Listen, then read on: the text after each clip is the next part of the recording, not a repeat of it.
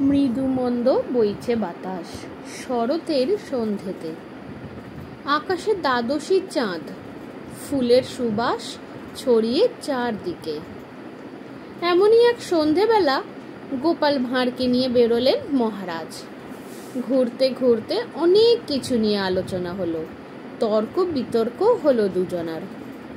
বারবার গোপালকে জিততে দেখে রাগ হলো মহারাজের। মনে মনে চিন্তা করতে লাগলেন কেমন করে জব্দ করবেন তাকে।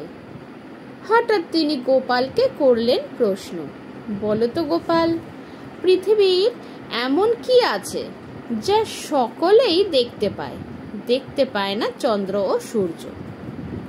মৃদু হেসে বলে গোপাল, অন্ধকার মহারাজ। এ তো অনেকেই জানে, এ প্রশ্নের উত্তর দেওয়া কি এমন কঠিন কাজ? শুনে হাসলেন মহারাজ। ভাবলেন মনে মনে, গোপালকে জব্দ করা নয় এত সহজ, তার প্রখর ও বাস্তব বুদ্ধির কারণে। নমস্কার।